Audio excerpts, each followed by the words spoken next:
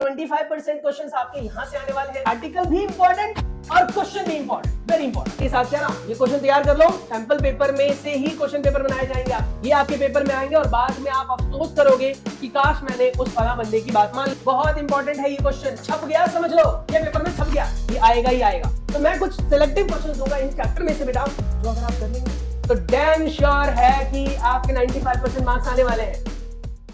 Hello प्यारे बच्चों, कैसे हैं आप सब। मैं कमल कुमार आपका आपके चैनल कॉमेट क्लासेस में स्वागत करता हूं बच्चों। तो आज हम बात करने वाले हैं एसएसटी के उन क्वेश्चंस के बारे में जो आपके पेपर में डैम श्योर आने वाला है। ये मैं अश्योर कर रहा हूं, गारंटीड है ये कि इनमें से क्वेश्चन ही आने वाले हैं आपके। तो अगर आप लोगों ने अभी तक एसएसटी के बारे में बहुत कम पढ़ा हुआ है या फिर सीरियसली नहीं पढ़ा, क्योंकि हम ज्यादातर टाइम जो है मैथ और साइंस पर फोकस करके रह जाते हैं, तो एसएसटी और बाकी सब्जेक्ट्स हमारे थोड़े से वीक हो जाते हैं। तो अगर आप चाहते हैं कि आपके मार्क्स एसएसटी में अच्छे आए, आपके मार्क्स जो है इकोनॉमिक्स हिस्ट्री सब में अच्छे मार्क्स आए, तो आपको इस वीडियो को लास्ट तक देखना चाहिए। अगर आपको बेटा वीडियो पसंद आए तो चैनल को सब्सक्राइब करना बिल्कुल ना भूलना। चलिए शुरू करते हैं हमारी आज की क्लास को, जिसके अंदर हम बात करने वाले हैं क्लास 10th के social science paper leak questions के बारे में। सीबीएसई बोर्ड का ये क्वेश्चन पेपर है। आप अगर किसी और बोर्ड में बेटा, जैसे कि जनरली आप एचबीएससी, आरबीएससी या फिर महाराष्ट्र बोर्ड वगैरह में, तो वहां के लिए भी ये क्वेश्चन बहुत इंपॉर्टेंट है। सीबीएसई ज्यादा फोकस है, यानी कि सीबीएसई का 95% क्वेश्चन यहीं से आने वाला है। मैं ये नहीं कह रहा कि सारे क्वेश्चंस आएंगे, बार बार कह रहा हूं, लेकिन ये मेरी गारंटी है कि यहां से आपके लगभग 95% क्वेश्चंस कवर हो जाएंगे। ये आप सबको मैं पहले भी वीडियो में बता चुका हूं कि कोई भी टीचर ये नहीं कह सकता कि 100% पेपर यही आने वाला है। और अगर वो यूट्यूब के थंबनेल पर लगाता है या फिर वो असॉल्टी देता है आपको कि 100% यही पेपर में आने वाला है, तो बेटा वो गलत है। क्योंकि बोर्ड जो पेपर डिजाइन करती है बेटा, उनको भी नहीं पता होता कि क्वेश्चंस कौन से आने वाले हैं। एक्चुअली बोर्ड के अंदर बहुत सारे मेंबर्स होते हैं जो अलग अलग क्वेश्चंस को पिक करते हैं और पिक करने के बाद एक क्वेश्चन पेपर तैयार करते हैं जो आप तक पहुंच पाता है सेट्स के फॉर्म में।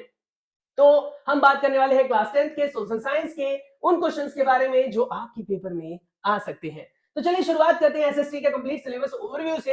हिस्ट्री का, सिविक्स का, ज्योग्राफी का और इकोनॉमिक्स का, ये सभी पोर्शन बेटा इक्वल पार्टीशन में है, यानी 25% क्वेश्चंस आपके यहां से आने वाले हैं, 25% यहां से, 25% यहां से, 25% बेटा यहां से आने वाले हैं। टोटल जो आपका थ्योरेटिकल पेपर होगा वो 80 मार्क्स का होगा, आप सभी जानते हैं। 20 मार्क्स के क्वेश्चन आपके इंटरनल जो आपके टेस्ट वगैरह होते हैं या फिर आपके प्रोजेक्ट फाइल वगैरह बनाई जाती है बेटा, उनके भी पर आपके 20 मार्क्स जो है वो आपको दिए जाते हैं। और अगर आप प्राइवेट बोर्ड के अंदर है, प्राइवेट में है, मतलब प्राइवेट बोर्ड तो नहीं, एक्चुअली प्राइवेट स्कूल में है, तो यहां से मैं गारंटी कह रहा हूं कि आपको 18 से नीचे नहीं मिलने वाले हैं। और अगर आप गवर्नमेंट में है तो 17 से नीचे नहीं मिलने वाले। तो इतना आप समझ लीजिए कि यहाँ पर 18-17 मार्क्स आपके पक्के हैं। अगर आप टॉप क्वालिटी के बच्चे में आते हैं, यानी कि पूरे साल आपने बहुत अच्छा पढ़ा है, तो शायद आपको 20 में से 20 भी मिलेगा। तो ये 20 मार्क्स तो ऑलमोस्ट आपके 20 में से 18, 19 या फिर 17 तक तो पक्के हैं। बात आ जाती है कि इस 80 मार्क्स के क्वेश्चन को कैसे हम तैयार करें जिससे कि बोर्ड में हमारे अच्छे मार्क्स आ जाए। तो चलिए बात करते हैं हमारे पहले सेक्शन से, हिस्ट्री के बारे में। हिस्ट्री, जैसा कि आप सभी जानते हैं, हिस्ट्री के आपको क्वेश्चंस बहुत डिफिकल्ट लगते हैं, डेट याद रखना बहुत मुश्किल होता है। हिस्ट्री में जो चीजें हो चुकी है उसको रटने में मजा नहीं आता। कई बच्चों को हिस्ट्री पढ़ने में बड़ा मजा आता है कि हमारे पास में क्या हुआ था, लेकिन ज्यादातर बच्चों को हिस्ट्री में मजा नहीं आता। तो मैं कुछ सिलेक्टिव क्वेश्चन दूंगा इन चैप्टर में से बेटा, जो अगर आप कर लेंगे ना तो डैम श्योर है कि आपके 95% मार्क्स आने वाले हैं। और मैं आपको एक्साइटेड इसलिए नहीं कर रहा हूं कि भैया मेरी वीडियो को लास्ट तक देखो। अगर आपको स्किप करना है तो अभी स्किप करके आप जा सकते हो, लेकिन बाद में पछताने से आपको कोई फायदा नहीं है। देख लो यार, 5-7-10 मिनट लेने वाला हूं और उसमें मैं आपको इतनी अच्छी चीजें बताऊंगा कि आप लोगों को मन में लगेगा कि यार वर्थ इट है, ये टाइम वेस्ट करना इसके ऊपर वर्थ इट है। तो चलिए पहले हम क्वेश्चन की बात करते हैं। पहला जो क्वेश्चन यहां पर बनेगा हमारा इस चैप्टर से बनेगा, the rise of nationalism in Europe. ये 5 मार्क का क्वेश्चन बनाएगा बेटा। अब इसके अंदर कितने एमसीक्यू आने वाले हैं, कितने 2 मार्क के क्वेश्चन आने वाले हैं, वो मैं आगे बताऊंगा। B continue with this video. Now nationalism in India, ये आपके पास बेटा 5 मार्क का यहां से क्वेश्चन डिजाइन होगा। उसके बाद the making of global world, 3 marks का क्वेश्चन बनाएगा यहां से। The age of industrialisation, the age of industrialisation, ये 4 नंबर का क्वेश्चन बनाएगा। और प्रिंट कल्चर, ये आपका 3 नंबर का क्वेश्चन बनाएगा। ठीक है, ये ध्यान रखना। टिप और ट्रिक्स में क्या है, please revise these question and answers 1 in a week, यानी जो क्वेश्चंस मैं आपको प्रोवाइड करने वाला हूं हफ्ते में एक बार बस उसे पढ़ लेना है। रटना नहीं है, रट्टे नहीं मारने बेटा, सिर्फ पढ़ लेना है, लैंग्वेज समझ लेनी है, डेट वगैरह अपने आप याद हो जाएंगे। बहुत सिंपल सा ट्रिक है। तो चलिए शुरू करते हैं। तो हमारे पास ये है बेटा पहला चैप्टर, चैप्टर नंबर 1 है। आपकी बुक के अंदर कौन सा चैप्टर है वो आप देख लेना। चैप्टर नंबर 1 है the rise of nationalism in Europe. 5 mark का क्वेश्चन बनेगा और यहां से बेटा 5 नंबर का ही एक क्वेश्चन आता है। यहां से 5 नंबर का जो क्वेश्चन आएगा उसमें क्वेश्चन कैसा बन सकता है, तो पहला क्वेश्चन आता है, why did nationalist tension emerged in Balkans, यानी कि 5 नंबर का क्वेश्चन ये पूरा बना लेता है कभी कभी, ऐसा सैंपल पेपर में मैंने देखा है, ऐसे प्रीवियस ईयर के क्वेश्चन पेपर में मैंने देखा है। अब देखो ये आपको कंक्लूजन दे रहा हूं मैं आपको, इसलिए नहीं कि आपको मैं गुमराह कर सकूं, ये मैं गारंटी के साथ कह रहा हूं बेटा कि आपके मार्क्स अच्छे आने वाले हैं। बस इसे आप कहीं ना कहीं नोट डाउन कर लो, लिख लो, स्क्रीनशॉट ले लो और इसके क्वेश्चन आंसर्स बेटा तैयार कर लो। पहले आप क्वेश्चंस लिख लो, आंसर्स को खुद करने की कोशिश करो। अगर आपको आंसर्स नहीं मिलते बेटा, I am always with you, मैं आपको आंसर्स भी प्रोवाइड करूंगा, इन सभी के एक्सप्लेन भी करूंगा, लेकिन उसके लिए मुझे आपको एक प्यारा सा कमेंट करके देना पड़ेगा। आप मुझे एक प्यारा सा कमेंट करेंगे कि सर मुझे इसके आंसर्स भी दे दो, मैं आपको एक्सप्लेन करके प्रॉपर्ली चैप्टर को समझा भी दूंगा। नेक्स्ट क्वेश्चन है फेडरिक सॉनियो पेंटिंग, 3 मार्क का क्वेश्चन आता है यहां से। नेक्स्ट क्वेश्चन बेटा, ये जो क्वेश्चन है आपका डेफिनेशन बेस्ड नहीं आता है बट थ्योरेटिकल पार्ट है, तो इनके जो सेक्शंस बना रखे हैं बेटा, ये क्वेश्चंस पूछे जाते हैं छोटे छोटे क्वेश्चंस के फॉर्म में। देखो 5 नंबर का क्वेश्चन आ रहा है तो ऑब्वियस सी बात है कि किसी के बारे में हिस्ट्री के बारे में पढ़ते हुए आपको पॉइंट वाइज ही क्वेश्चन मिलने वाले हैं, तो इस तरीके से क्वेश्चन मिलेंगे। उसके बाद है यूनिफिकेशन ऑफ जर्मनी या फिर यूनिफिकेशन ऑफ इटली, 3 पॉइंट्स आपको एक्सप्लेन करने के लिए आएंगे, 2 पॉइंट्स एक्सप्लेन करने के लिए आ सकते हैं। डिफाइन फेमिनिस्ट एल्गोरी रोमेनिटिज्म, उसके बाद बेटा है कंजर्वेशन जो भी है, उसके बाद नेक्स्ट पॉइंट्स भी है। तो ये सारे पॉइंट्स बहुत इंपॉर्टेंट है, इन पॉइंट्स को आप डील कर लेना, ठीक है। कोई भी क्वेश्चन छोड़ना नहीं है आपको। अगर आपको लगता है कि इसमें कोई भी क्वेश्चन आपसे नहीं आ रहा है बेटा, तो please ask me in comment section में, आपको एक्सप्लेन करके दूंगा। नेक्स्ट आता है what happened in economy hardship in 1830 in Europe, ये 5 नंबर का क्वेश्चन बना लेता है पूरा का पूरा, ध्यान से देखो यहाँ पर। उसके बाद है analyse the decisions taken by the conservatives at the Congress of Vienna in 1815, the year 5 marks का क्वेश्चन बनाता है ये सारे क्वेश्चंस बहुत इंपॉर्टेंट है। चलिए नेक्स्ट स्लाइड पर चलते हैं। हमारे पास है क्वेश्चन नंबर 8, 9, 10 और 11, ये 4 क्वेश्चन है। इस चैप्टर से आप सोच कर देखो यार कि आपके पास चैप्टर कितना बड़ा है ना, चैप्टर कितना बड़ा, उसमें से 5 नंबर का क्वेश्चन आने वाला है और वो 5 नंबर का क्वेश्चन इन्हीं 11 क्वेश्चन में से आपका अटक जाएगा। मैं ये नहीं कह रहा कि डिट्टो ऐसा उठकर आ जाएगा, चांसेस है, लेकिन कई बार क्वेश्चन बेटा सेगमेंट्स में आ जाते हैं, जैसे आधा इसमें से उठा लेगा कुछ एक्सप्लेनेशन वाला पार्ट, आधा इसमें से, यानी क्वेश्चन दे देगा, उसके पॉइंट्स बना देगा, पॉइंट नंबर 1 2 3 4 और उसको एक्सप्लेन करने के लिए आ जाएगा आपको, आसानी से कर सकते हो आप, बहुत आसान है। क्वेश्चन नंबर 8 में क्या कह रहा है, how would you evaluate Napoleon as administrator who created a more rational and efficient system, कैसे बना, क्या क्या बातें हुई, ये सारी चीजें आपको यहां पर एक्सप्लेन करनी है। नेक्स्ट है बेटा explain rise of Napoleon in Europe, Europe में नेपोलियन का राइज अप कैसे हुआ, कैसे उन्होंने ग्रो किया, कैसे वो आगे प्रोसेस कर पा रहे थे, वो सारी चीजें आपको यहां पर एक्सप्लेन करनी है, ठीक है। नेक्स्ट है question number 10, what is allegory, who were germanium and man. अब समझ में ये जानने की जरूरत है यहां पर बेटा कि जब भी कभी भी किसी क्वेश्चन के बारे में आपसे पूछा जाता है ना, तो क्वेश्चन को आपको पहले पूरा पढ़ना है, समझना है, उसके बाद उसके आंसर्स की बात करनी है। नेक्स्ट बेटा हमारे पास क्वेश्चन नंबर 11 जो लास्ट क्वेश्चन है इस हमारे पास चैप्टर के लिए, what steps did French revolutionaries take to create a sense of collective identity among the French people, यानी कैसे क्या किया उन्होंने, क्या क्या बातें हुई, ये सारी चीजें आपको यहाँ पर एक्सप्लेन करनी है। बहुत ही सिंपल सी चीज है और क्वेश्चन को मैं एक्सप्लेन करने के लिए यहाँ पर अभी नहीं बैठा हूं, मैं सिर्फ आपको ये बता रहा हूं कि these are the question which are very important, paper में आएगा, लिख लो आप। अगर आपके प्री बोर्ड हो चुके हैं बेटा तो आपको जो क्वेश्चंस मैं प्रोवाइड कर रहा हूं आप नोटिस करना, इसमें से कितने सारे क्वेश्चंस आपके आए होंगे, आप चेक कर लो, आपको क्वेश्चन पेपर तो मिल ही चुका होगा। और अगर क्वेश्चन पेपर नहीं मिला, आपके प्री बोर्ड नहीं हुए बेटा, तो गारंटी के साथ कह रहा हूं ये क्वेश्चन तैयार कर लो, सैंपल पेपर में से ही क्वेश्चन पेपर बनाए जाएंगे आपके, जितने भी आपके प्री बोर्ड के क्वेश्चन पेपर्स बनने वाले बेटा उन सबके क्वेश्चंस मैं प्रोवाइड करूंगा, साथ ही सॉल्यूशंस की बात भी करेंगे, लेकिन वो आपके कमेंट के बाद, ठीक है। तो ये था हमारे पास चैप्टर, जिस चैप्टर से हमारे टोटल 5 नंबर के क्वेश्चन आने वाले थे ना। नेशनलिज्म इन इंडिया, इसमें से भी 5 नंबर का ही क्वेश्चन आएगा बेटा, और वो 5 नंबर का क्वेश्चन डिवाइड होगा 3 नंबर के क्वेश्चन में, एक 3 नंबर का क्वेश्चन बनेगा यहां से और 2 मैप के क्वेश्चन आएंगे। मैप बहुत इंपॉर्टेंट है, 5 नंबर का मैप बनने वाला है आपका, और उस 5 नंबर के मैप में 2 क्वेश्चन यहां से, मैप के 2 पॉइंट यहां से बनने वाले हैं। अब यहां पर बहुत इंपॉर्टेंट क्वेश्चंस क्या क्या है देखो, डिफाइन करने के लिए आएगा, रोलेट एक्ट क्या है, सत्याग्रह क्या है, बॉयकॉट क्या था, नेशनलिज्म और फोर्स्ड रिक्रूटमेंट क्या थी, ये सारी चीजें आपको एक्सप्लेन करने के लिए आएंगी। सेकंड क्वेश्चन में आ रहा है द जलियांवाला बाग मैसेकर क्या था, उसके बाद साइमन कमीशन क्या था, कब हुआ, कैसे हुआ, ये सारी चीजें आपको पता होनी चाहिए। What is non cooperative movement, non cooperative movement क्या था, why did Gandhi ji withdraw it, Gandhi ji ने इसे वापस क्यों ले लिया, नॉन कोऑपरेटिव मूवमेंट क्या था, गांधी जी ने वापस क्यों ले लिया, हमने पढ़ा था ना कि non cooperative movement Gandhi ji के वापस लेने के पीछे एक ही वजह थी कि उन्होंने बहुत सारी, यानी उस मूवमेंट ने बहुत सारी अशांति फैला दी थी, इसीलिए उन्हें वापस लेना पड़ा। बहुत सारे लोग जो थे वो मारे गए थे, दंगे फसाद हुए, इसलिए वापस लेना पड़ा। नेक्स्ट है डिस्क्राइब, 3 नंबर का क्वेश्चन बनेगा बेटा आपका, यहाँ से 3 नंबर का क्वेश्चन पूरा पूरा बन सकता है। यहाँ पर कह रहे क्या, सिविल डिसोबीडियंस मूवमेंट क्या था, स्वराज फॉर प्लांटेशन वर्कर्स क्या था, खिलाफत मूवमेंट क्या था, सॉल्ट मार्च और सॉल्ट ही क्यों। यानी हमने पढ़ा था ना कि गांधी जी ने दांडी मार्च स्टार्ट किया था, स्टार्टिंग में दांडी मार्च के नाम से दांडी नमक भी आता था। आप गूगल पर सर्च कर लेना दांडी नमक, आपको कोई ना कोई ऐड वाली मिल जाएगी आपको। तो कहीं ना कहीं उन्होंने सॉल्ट ही पिक किया था।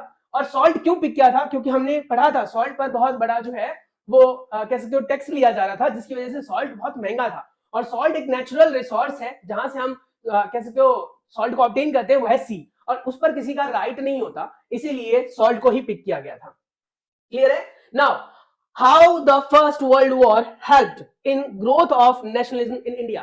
फर्स्ट वर्ल्ड वॉर ने नेशनलिज्म को ग्रो करने में कैसे मदद की, वो आपको यहाँ पर एक्सप्लेन करना है। पॉइंट बहुत सिंपल से है बेटा, आप जितनी बार क्वेश्चंस को पढ़ोगे उनके आंसर्स उतनी बार आपको क्लियर होते जाएंगे। तो कई बच्चे ऐसे होते हैं जिनको ना रटने की आदत होती है, मतलब आंसर्स रट लेते हैं, क्वेश्चन को प्रॉपर्ली समझते नहीं है। तो मैं सजेस्ट करूंगा बेटा कि पहले आप इन क्वेश्चन को स्क्रीनशॉट लेकर या फिर वीडियो को पॉज करके क्वेश्चंस को लिख लो। क्वेश्चंस को लिखने के बाद फिर इसके आंसर्स को सर्च करना है। तो ये सारी बातें हैं जो बहुत ज्यादा जरूरी है।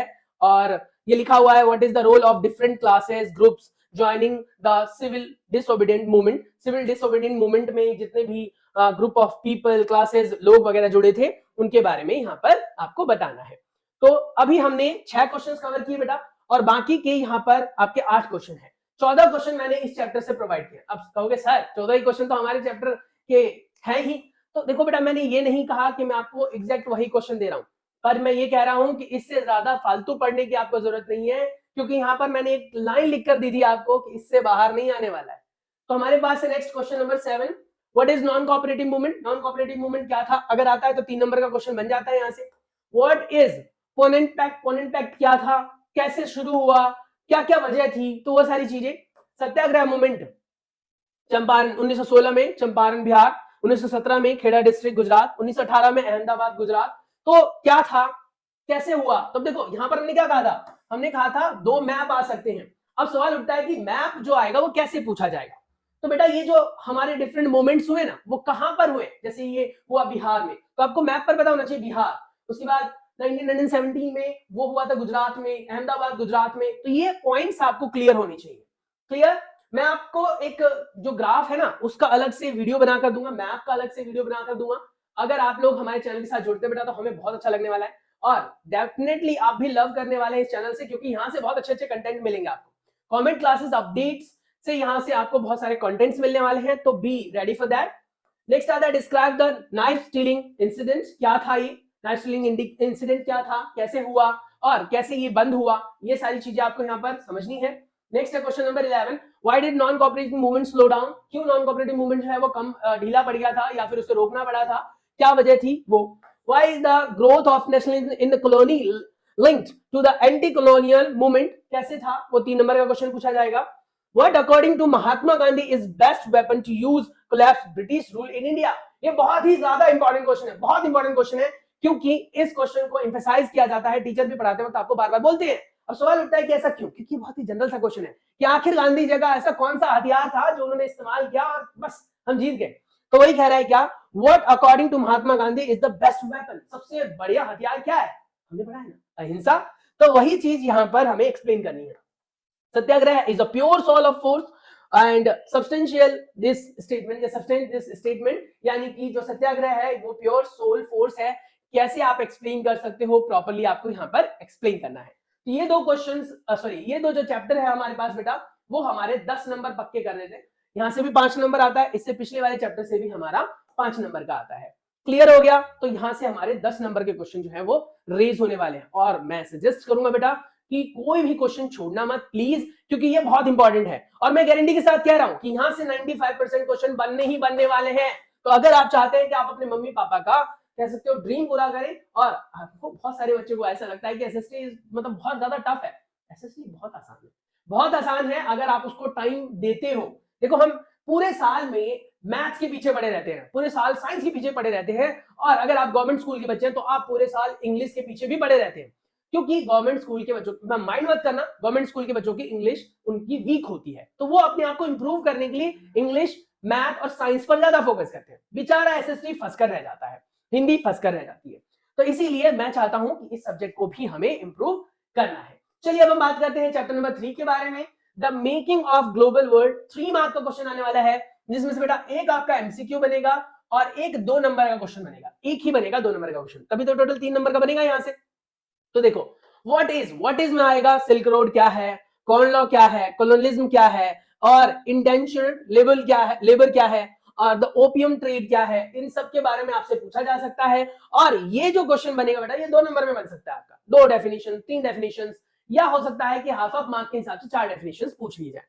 नेक्स्ट कह रहा है what is importance of silk road in ancient trade, यानी पुराने जमाने में जो व्यापार किया जाता था उसमें सिल्क रोड का क्या रोल था, क्या इंपॉर्टेंस था, क्यों इसको यूज में लिया गया था। तो ये सारी बातें जरूरी है। सिल्क के बारे में तो आपने पढ़ा ही होगा, इंपोर्ट एक्सपोर्ट के बारे में पढ़ा ही होगा, नहीं पढ़ा है तो मैं बार बार कह रहा हूं कि आप मुझे कमेंट करके बता देना, इन सारे क्वेश्चन के आंसर्स हम एक्सप्लेन कर लेंगे। Explain how diseases spread with trade, यानी कि किस तरीके से जो ट्रेड व्यापार हुई उसमें बीमारियां फैल गई, किस तरीके से जो है उनको कंट्रोल किया गया या फिर उसके क्या रिजल्टेंट निकले, ये सारी बातें आपको यहां पर एक्सप्लेन करनी है।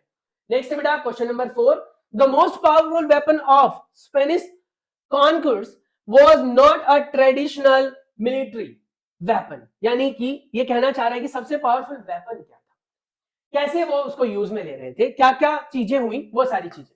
Decision to abolish the corn law by the British government, इसके ऊपर क्वेश्चन पूछा जाता है। और ये मैं फैक्ट नहीं दे रहा हूं, ये हवा में बातें नहीं कर रहा हूं मैं, ये मैंने पिछले सैंपल पेपर्स को स्टडी करके वहां से क्वेश्चंस निकाले हैं। मैं ये कह रहा हूं ना, मेरी खुद की एसएसटी बहुत स्ट्रांग तो नहीं थी, पर हाँ मैंने एसएसटी में 88 मार्क्स स्कोर किए थे। 88 marks is not a bad score, अगर आप कंसीडर करें तो 88 मार्क्स बहुत अच्छे स्कोर कंसीडर किए जाते हैं जब आप एसएसटी की बात करते हो। अब वो भी उस टाइम की बात कर रहा हूं जब मैंने 2005 में एग्जाम दिया था। 2005 मैं 2005 में पास आउट हो चुका हूं 10th। अब उस टाइम से मैं जब एसएसटी की स्टडी करता हूं ना, तो मुझे पता लगता है कि कहां कहां पर मेरे से गलतियां हुई, जहां पर मैं स्कोर और अच्छा कर सकता था। तो वो गलतियां आपसे नहीं होने दूंगा मैं, नहीं नहीं नहीं, ये कसम खा रखी मैंने। तो इसीलिए बेटा इन सभी क्वेश्चंस को तैयार कर लेना। नेक्स्ट है आपके पास, explain how the global transfer of diseases in pre modern world help colonise और कॉलोनाइजेशन ऑफ द अमेरिका। तो ये कहीं ना कहीं क्वेश्चंस ऐसे हैं बेटा जो बहुत इंपॉर्टेंट हैं और यहां से क्वेश्चन बनेंगे। मैं चाहूं तो डायरेक्टली आपको क्वेश्चन पेपर का ना पीडीएफ भी प्रोवाइड कर सकता हूं, बट जितने पावर के साथ आपको यहां पर समझ में आएगा ना वहां नहीं आएगा। तो क्वेश्चन तो मैं यहां पर एक्सप्लेन बहुत थोड़ा ही कर रहा हूं, मैं एग्री करता हूं क्वेश्चन में बहुत थोड़ा एक्सप्लेन कर रहा हूं, क्योंकि एक्सप्लेनेशन वीडियो नहीं है बेटा, ये फिर बहुत लंबी चली जाएगी। टोटल हमारे पास 43 स्लाइड्स है, जो कि आप यहां पर देख सकते हो, मेंशन हो रहा होगा 43 स्लाइड्स है। अभी हम सिर्फ 9th स्लाइड पर पहुंचे हैं, हमारी हिस्ट्री भी कंप्लीट नहीं हुई है, ज्योग्राफी है, सिविक्स है और हमारे पास इकोनॉमिक्स है। तो ये सारी चीजें कवर करते तो बहुत टाइम लग जाएगा, इसीलिए क्वेश्चंस मैंने दे दिए हैं, आप उसको कर लेना। उसके बाद the age of industrialisation 4 number का बनेगा बेटा। बहुत सारी वीडियो में मैंने देखा कि उन्होंने कहा कि ये चीज हट गई है, और इसमें किसी ने 6 मार्क्स का बना रखा है इसको, किसी ने 3 मार्क्स का बना रखा है, लेकिन बेटा ऐसा नहीं। और ये चैप्टर बहुत इंपॉर्टेंट है लेकिन बहुत आसान है। अब आसान मैंने क्यों बोला इसको, देखो 2 नजरिए हैं, एक तो सच में इसके क्वेश्चन बहुत सिंपल से आते हैं, दूसरा इसमें से जो क्वेश्चन आता है बेटा वो केस बेस्ड स्टडी आता है। 4 नंबर का पूरा केस बेस्ड स्टडी क्वेश्चन आएगा, CB stand for case based. Case based question आने के लिए जो है ना, वो आपके पास एक पैराग्राफ होता है, उसकी स्टडी करनी होती है, उसकी बातें आपको लिखनी होती है, कुछ बेसिक नॉलेज होनी चाहिए जो आपको पहले से होगी, तो आपको लिखने में मजा आएगा। पहला क्वेश्चन कहता है why did the industrial production increases in India during the first world war. First world war के ड्यूरेशन में इंडस्ट्रियल प्रोडक्शन क्यों बढ़ गई थी, क्या रीजन था, क्या वजह थी, एक्सप्लेन करना है यहाँ पर। आप देखो किसी भी क्वेश्चन के आंसर को दे दो बेटा तो गो विद पॉइंट वाइज। अगर आप पैराग्राफ के फॉर्म में लिखोगे ना तो टीचर इरिटेट हो जाता है, उसको समझ में नहीं आती चीजें और वो पढ़ता भी नहीं है। कई बच्चों ने तो हिसाब किताब लगा रखा है कि भैया 4 नंबर का क्वेश्चन तो 1 बिलान का आंसर होना चाहिए, 6 नंबर का क्वेश्चन तो भैया एक पूरा पेज और दूसरा भी आधा पेज होना चाहिए कम से कम। ऐसा नहीं होता बेटा, आप क्वेश्चंस के आंसर पॉइंट वाइज लिखना शुरू करो। आप सिर्फ पॉइंट से लिखो ना, दिमाग में एक साइकोलॉजिकल प्रेशर डाल दो टीचर के कि सर मैंने इसके बारे में 4 पॉइंट लिखे हैं, तो 4 पॉइंट के मेरे आधे आधे नंबर तो दोगे। तो इस हिसाब से कितने हो गए 4 लाइन में, 4 लाइन में आपको 2 नंबर मिल गए। वैसे अगर पूरा पैराग्राफ लिखोगे बेटा तो शायद आपको 2 नंबर पूरे नहीं मिलेंगे। तो गो विद पॉइंट वाइज, ये सबसे इंपॉर्टेंट की पॉइंट है एसएसटी में मार्क्स स्कोर करने के लिए। बहुत सारे टीचर कहते हैं अरे यार एसएसटी का पेपर है, ज्यादा लिखना है, शीटें भरनी है। तो क्यों भरनी है, जितना पूछा उतना लिखना है, जितना पूछा है उतना लिखना है, उतना ही लिखो, उससे ज्यादा क्यों लिखना है। तो ये सारी बातें आपको ध्यान रखनी है। Now, explain any three factors responsible for the decline of cotton textile industry in India in the middle 19th century. 19th century के बीच में कॉटन की जो टेक्सटाइल इंडस्ट्रीज थी उसको डिक्लाइन क्यों कर दिया गया था, क्या क्या फैक्टर्स थे, क्या क्या वजह थी, वो आपको यहाँ पर एक्सप्लेन करना है। ठीक है, ये जो क्वेश्चन बनता है बेटा, ये बनता था वैसे 2 नंबर के लिए। अब ये क्वेश्चन जो है केस बेस्ड स्टडी में आएगा तो शायद इसमें से एक पॉइंट पूछा जाएगा। क्लियर है। नेक्स्ट आता है why was it difficult to get job in India factories and mills even when so many of them had come up in 19th century। यानी बहुत सारे जो जॉब थे, जॉब की अपॉर्चुनिटीज थी बेटा, वो 19th सेंचुरी में आई, लेकिन वहां पर उस टाइम जॉब लेना बहुत डिफिकल्ट क्यों था, क्या वजह थी 19th सेंचुरी में जॉब आसानी से नहीं मिलती थी, वो रीजंस आपको यहाँ पर एक्सप्लेन करना है। जॉब तो वैसे भी आपको पता है आने वाले टाइम में भी नहीं मिलने वाला है, क्यों, रीजन क्या है, इलिटरेट पर्सन। आप भी अगर अच्छा नहीं पढ़ोगे बेटा, अच्छा नंबर स्कोर नहीं करोगे, अच्छे आपके परसेंटेज नहीं मिलेंगे, तो आपको भी पता है कि आपके भी मार्क्स की वजह से जॉब नहीं मिल सकती है। तो अभी थोड़ी सी अगर हम मेहनत कर ले, अभी इन क्वेश्चंस पे फोकस कर ले, अगर अभी हमारे चैनल को सब्सक्राइब कर ले, तो फ्यूचर में शायद आपको अफसोस ना हो। चलिए नेक्स्ट हम बात करते हैं, how was foreign trade from India conducted before age of machine industry, explain. यानी कि मशीन इंडस्ट्री के, देखो ये लिखा हुआ है ना, मशीन इंडस्ट्री, देखो age of machine industry, machine industry के टाइम की बातें कर रहा है। How was foreign trade from India conducted before the age of machine industry, machine industry के एज से पहले फॉरेन ट्रेड को कैसे बैलेंस किया जाता था, कैसे कंडक्ट किया जाता था, इंपोर्ट एक्सपोर्ट कैसे होते थे, कैसे पेपर वर्क होते थे, वो सारी चीजें यहां पर लिखनी है। How did many Indian ex entrepreneur survive despite of tight economic controls imposed by the British government। तो ये क्वेश्चन भी बेटा पिछले सैंपल पेपर में आया हुआ है, जो पिछले सैंपल पेपर्स डिजाइन किए गए थे लास्ट ईयर बेटा, उसमें आया हुआ है। हालांकि लास्ट ईयर से इस ईयर में बहुत सारी चीजें प्लस और माइनस हुई हैं, लेकिन बेटा क्वेश्चन का लेवल जो है वो आप देखकर ही अंदाजा लगा सकते हो कि these are very simple question. चलिए अब हम बात कर लेते हैं अगले 3 क्वेश्चंस के बारे में। Explain 3 factors responsible for decline of cotton textile industry in mid century. ये शायद सेम क्वेश्चन रिपीट हो गया बेटा, यहाँ पर डिक्लाइन वाला था ना, यहाँ से सेम क्वेश्चन रिपीट हो गया, कोई बात नहीं, बट ये आप मेंशन कर सकते हो। Highlight any 5 points which enable the handloom sector score over machine made goods and face the competition. यानी कंपटीशन को कैसे फेस किया गया, 5 ऐसे पॉइंट के बारे में आपको बताना है जो कि हैंडलूम सेक्टर के अंदर प्रॉब्लम्स आई थी और उसको कैसे फेस किया गया था। उसके बाद नेक्स्ट है, how did cotton factories become intimate part of English landscape in the early 19th century. यानी कि 19th सेंचुरी के शुरुआत में जो मतलब इंग्लिश थे ना, इंग्लिश लोग समझ रहे हो ना क्या है इंग्लिश लैंडस्केप, क्या है ब्रिटिश, तो उस टाइम की बात कर रहा है कि कैसे उस टाइम जो है वो एक पार्ट बन गई थी उनके, कह सकते हो टेक्सटाइल इंडस्ट्री में एक बहुत बड़ा रोल प्ले कर रही थी। कॉटन का यूज बहुत ज्यादा होने लगा था, सिल्क का यूज भी हो रहा था, कॉटन का यूज भी हो रहा था। तो ये क्वेश्चन बेटा बहुत इंपॉर्टेंट है, आप मेंशन कर सकते हैं। चलिए अब हम बात करते हैं 5th के बारे में, यानी 5th चैप्टर के बारे में, जो हमारा है प्रिंट कल्चर। लास्ट चैप्टर है बेटा ये हमारे हिस्ट्री का ये लास्ट चैप्टर, टोटल 5 चैप्टर्स की बात कर रहे हैं हम, और टोटल इनका मार्क्स डिस्ट्रीब्यूशन जो है वो 20 मार्क्स का है, जिसमें अब तक हमने 17 मार्क्स को कवर कर लिया है। ये जो चैप्टर है बेटा ये 3 एमसीक्यूज के साथ आता है, यानी यहाँ से क्वेश्चंस बहुत सिंपल पूछे जाने वाले हैं, आपसे सिर्फ 3 एमसीक्यूज आएंगे इस चैप्टर में से। तो इसका मतलब यहाँ से क्वेश्चन बहुत बड़े नहीं आने वाले। वो बात अलग है कि मैंने यहाँ पर मार्किंग स्कीम डाली हुई है, लेकिन इस मार्किंग स्कीम का फिलहाल हमें फायदा नहीं होने वाला है। ये मैंने मार्किंग स्कीम डाली है प्रीवियस पेपर्स के हिसाब से, जो पहले पूछा जाता था कितने नंबर का, ये कितने नंबर का, वो कितने नंबर का, तो उस हिसाब से है। पहला क्वेश्चन है, what did spread of print culture mean in 19th century India, women, the poor and children. यानी इन सब के बारे में एक्सप्लेन करना है, आपको प्रॉपर्ली अंडरस्टैंड करना है। और बार बार मैं कह रहा हूं बेटा, हवा में बातें नहीं कर रहा मैं, ये आपके पेपर में आएंगे और बाद में आप अफसोस करोगे कि काश मैंने उस फला बंदे की बात मान ली होती, काश मैंने ये क्वेश्चंस कर लिए होते। आपने कई बार नोटिस किया होगा बेटा कि जब हमसे गलतियां हो जाती है तब हमें ऐसा लगता है कि काश मैंने ऐसा नहीं किया होता, या काश मैंने ये चीज कर ली होती, यही आंसर्स आते हैं ना हमारे माइंड में। लेकिन आखिर ऐसा क्यों नहीं होता कि उन गलतियों को करने से पहले ही हम गलतियों को रिड्यूस कर ले? होता है कभी ऐसा? नहीं ना। तो इसीलिए मैं आपकी हेल्प करने के लिए आया हूं, ये गलती आप नहीं करना, ये सारे क्वेश्चंस बेटा तैयार कर लेना, पेपर में आने वाले हैं। तो ये कहना चाह रहा है। उसके बाद है, provide evidence to support the claim that print culture had a significant impact on the social life of women in India।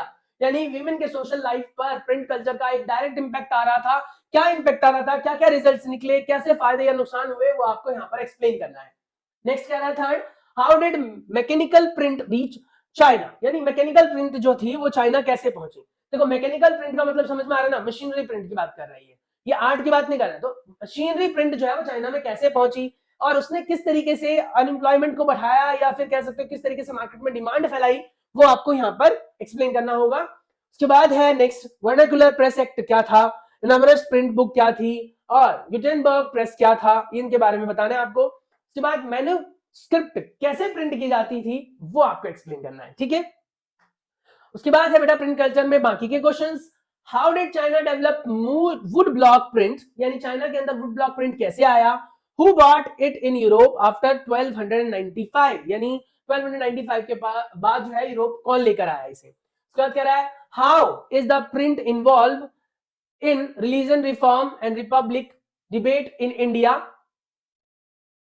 ठीक है, ये आपको एक्सप्लेन करना है। उसके बाद कह रहा है विच न्यूज़पेपर डिड बाल गंगाधर तिलक राइट इन 1907, 1907 में कौन सा न्यूज़पेपर आया था वो बताना है आपको। Why are a group of people afraid of printing, यानी कुछ लोग जो थे प्रिंटिंग से डरते थे, क्यों डरते थे वो आपको बताना है। Why did Gandhi ji say that fight for independence of Swaraj is fight for freedom of press, freedom of speech, freedom of society? Very very very important question। इसके आगे तो जितना भी लगाओ उतना बेटा छोटा है।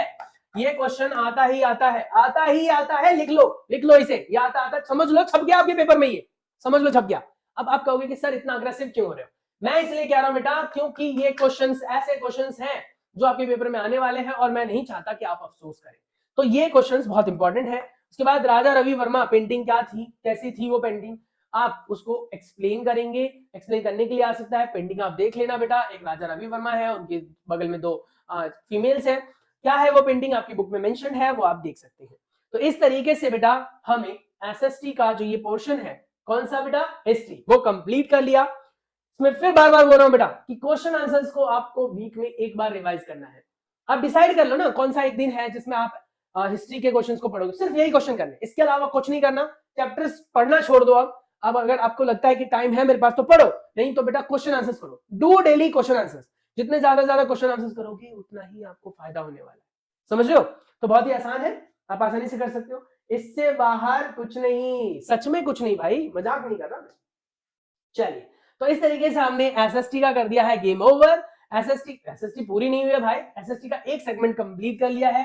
जितनी बातें अब तक आपने सुनी बेटा वो आपके 25% एसएसटी के मार्क्स को कवर कर देते हैं, यानी कि आपने देखा बेटा कि हमारे पास टोटल 20 नंबर के क्वेश्चंस आने वाले हैं हिस्ट्री से, और हिस्ट्री का पोर्शन यहाँ पर आपका कंप्लीट हो जाता है। तो मैं चाहता हूं बेटा कि आप इस वीडियो के साथ आगे भी बने रहें, जिससे कि मैं सिविक्स, ज्योग्राफी और इकोनॉमिक्स के बारे में भी बताऊं तो आपको समझ में आ जाए। तो होपफुली यहां तक तो आपको सब समझ में आ गया होगा। क्लियर है?